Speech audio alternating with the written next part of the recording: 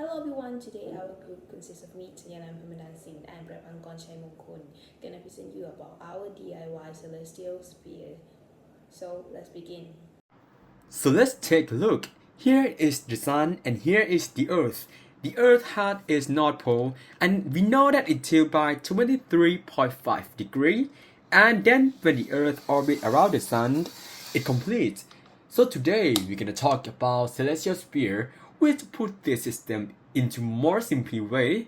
So first we assume that the earth are gonna still, but the sun it move around the earth instead. And secondly, we shift the north pole perpendicular to the plane of this disk instead, and then the sun it will orbit around the earth like this, so it lasts the path here called ecliptic. And another word I want you to know is celestial equator. It is the equator on the earth, but it is protected to the celestial sphere here. So by this model, the celestial equator is represented by the paper here. So from the phenomenon that the Earth is still by 23.5 degrees, so it creates seasons. So we're gonna talk about four main change points of the season: here, here, here, and here. The first point is here. We call it vernal equinox. It is the day when the day period and the night period are approximately equal, and the sun rises directly in the east and sets in the west exactly. So, why is that happen? Let's consider if the sun's here and we see that the light from the sun, the direction is exactly perpendicular to the earth axis, right? So in both north hemisphere and south hemisphere, they experience the same amount of light. So it's why daytime and nighttime is equal.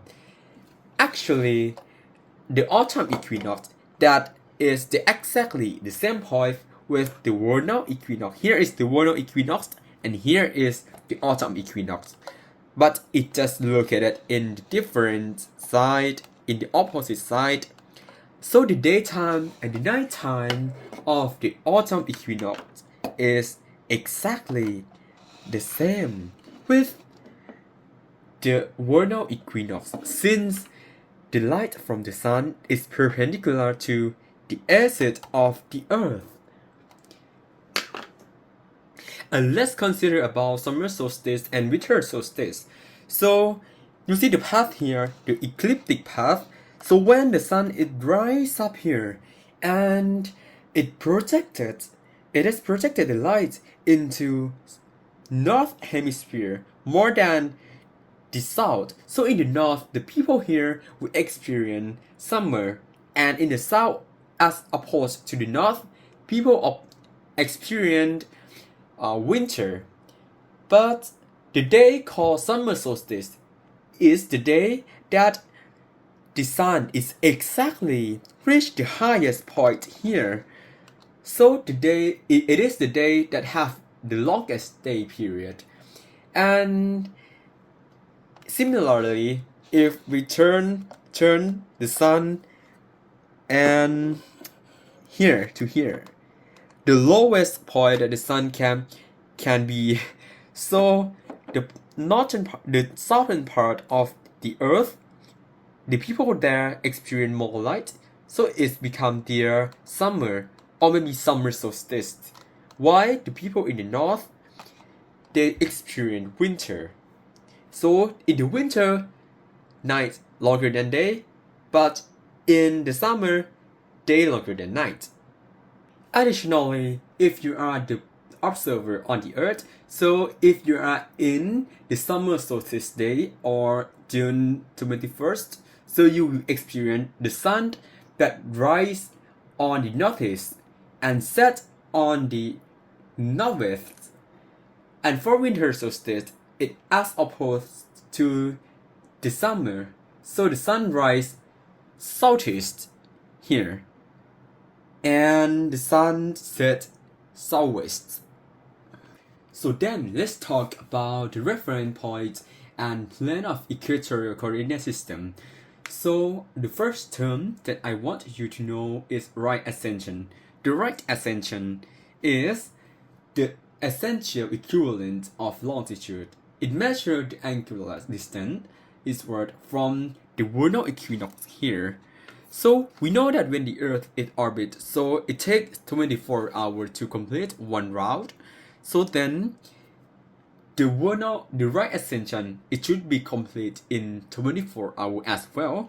So from the vernal equinox, we label 0 hour here.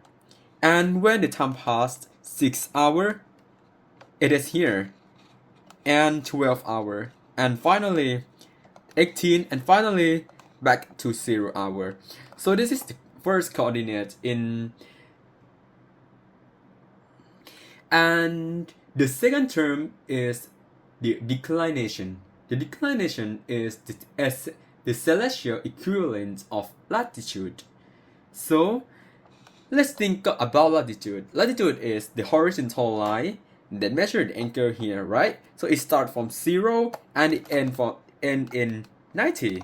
So it's the same with the latitude on the Earth, that it measures in degree units.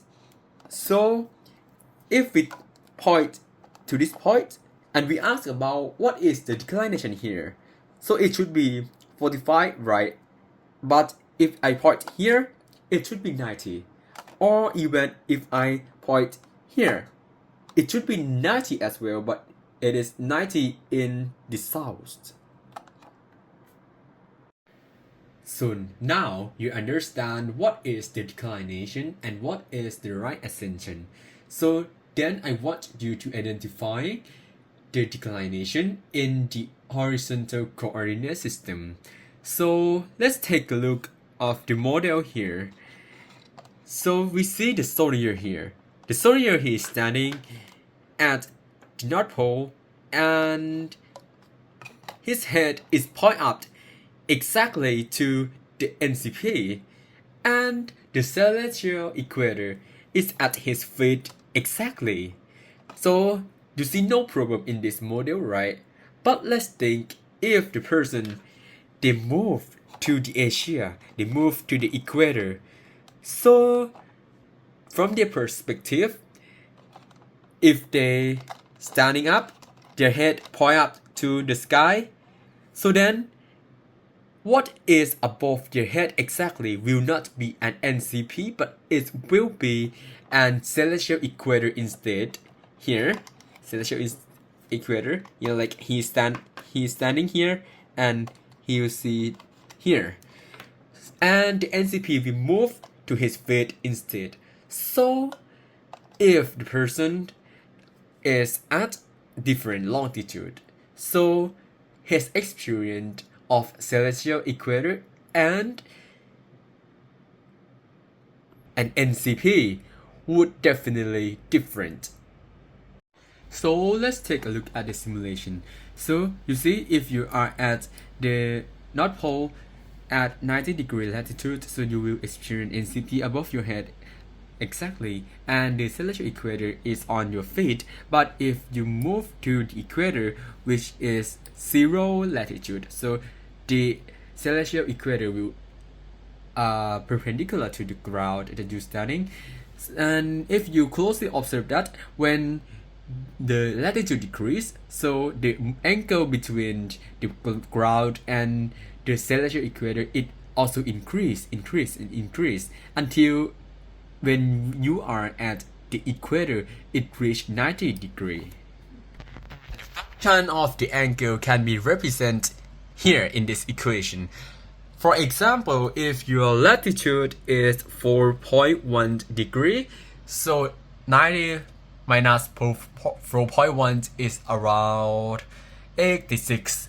So the angle between the green pen from the south to this line, the celestial equator, is 86.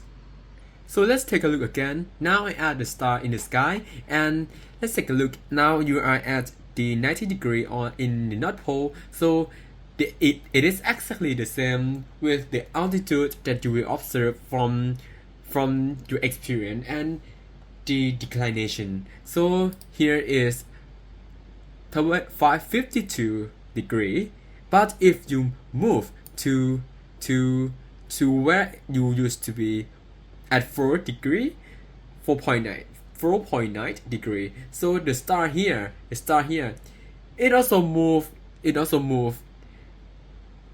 to here, and it shift equal to the angle that the celestial equator shift. For example, the latitude here is 4.9, so the celestial equator it shift by 90 minus 4.9 equal to 85.1. So here is 85.1, and actually it initially at 52.7 degrees, so it actually shift by more 85.1. So now it should be around here. Is maybe 85.1 plus 52.7 equal to 137.8 137.8 around 140. So look at here, it's actually here, you see, actually here, it's rotating, it's actually here, And for another example, if I initially have the star that have declination for 20 degree, so it should be around here, right? It's here 20 degree, and if I am at 40 latitude from the north, so I am here from the earth around here. So then what I'm gonna write here is the new setup of celestial equator. So remember that the celestial equator here will make 90 minus 40 equal 50 degree here. And then basically if you're at the North Pole, so it should be around here, and it is 20 degree. It is 20 degree in altitude. But the celestial sphere, the celestial equator, it shifts more 50. So it should be at here. 50 plus 20, so it's 70. And it's gonna rotate like this. So the last thing that you need to know is the circumpolar star. The circumpolar star is the star that stays all the night that you can observe it without it falling to the north or other side that you cannot observe it. For example, the star in this red area is all circumpolar stars, while the star here is not, because in some period that it moved down you cannot observe it. So you might clear about the definition of circumpolar stars, and now I'm gonna teach you how to calculate the declination for the circumpolar star of your latitudes. For example, this latitude is 23.4, so let's draft here that here is the line of the celestial equator, and the angle is obviously that is 90 minus this value of latitude, that so is I don't know how much it is, but we don't need to determined it yet. And here is an NCP, and we know that the NCP is perpendicular to the celestial sphere for sure. So here is a right angle, and then I identify more angle here. So you see,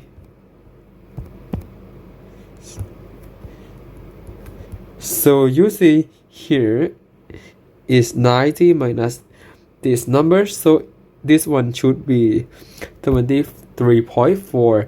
And for the circumpolar star, I want to identify a declination, so it should measure from celestial equator to the point or the angle that the star is located at. So here is an celestial equator, so I should measure from here to here, because the star here will reach to here and fall back to here. This is the lowest declination that the star will become a circumpolar star. So I need to identify the angle here, right? So the angle here is 90 minus 23.4, and the 23.4, it is the